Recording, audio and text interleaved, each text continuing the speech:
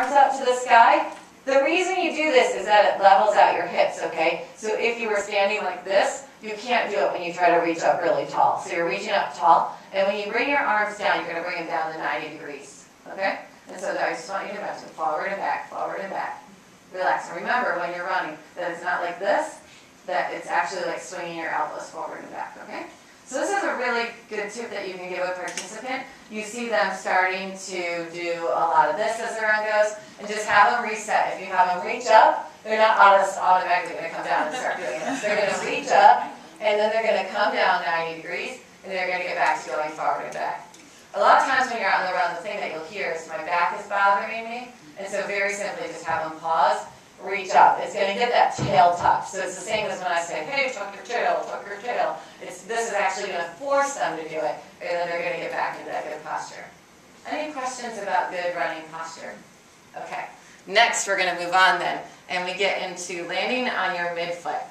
So I want everybody right now to, we'll start out by jumping rope, okay? So right now you can just jump rope a little bit. Do you feel what part of your foot you're landing on? Now just alternate jumping rope, so you're running, okay? You feel what part of your foot you're landing on? So it's not on your heel, you're right on your midfoot, right? What do you feel that's different than if you try to jump on your heels?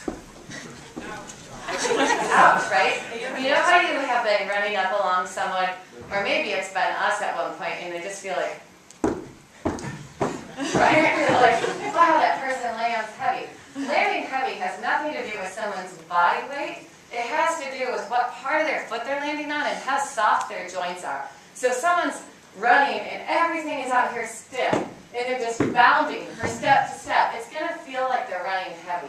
So an easy way to get someone in our programs to transition from running heavy to running on that midfoot is to say, okay, just pause with me for a second. Let's jump rope. No one, I promise you, is going to go like, yeah, let's jump rope. That looks like fun, right? They're going to start bouncing a little bit. Now, just move that into a run. All right, that seems pretty natural. Let's keep it going. And then you just get back onto the route, okay? Easy tip? All right. Next, we're going to get into cadence. We've practiced this on the track a little bit. When I said, okay, when we get into 10K training is really when we start doing it. And thankfully, like with these easy tips, we'll start doing it with no boundaries too. But we've timed you out. We said, okay, for a minute, we're going to count how many times your foot strikes, and then we'll see where it is.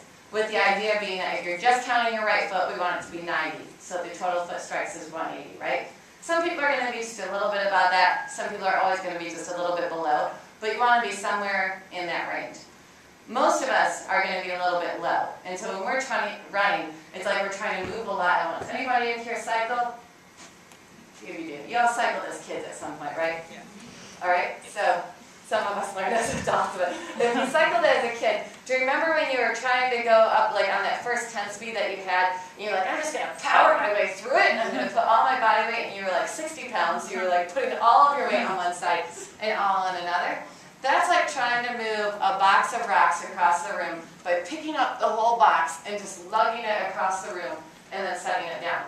So much easier if you just take one rock, move it across, take another rock, move it across, right? All right, same thing if we're moving our body through space. If I try to get from here to the end of the room in as few steps as possible, it's like trying to carry a box of rocks. It's a big, bounding movement every time I land. Instead, if I'm going to try to take as many steps from here to the back of the room, that's going to be pretty light on my feet, pretty easy. It'll work my heart and lungs a little bit more, but I won't have that agonizing pain on my joints, right? All right, so we're going to time it out. You guys are going to kind of create a little circle for yourself or maybe with a few folks, and you're going to run in place, and you're going to practice how many times your foot strikes. Then we're going to practice it with the cadence, okay?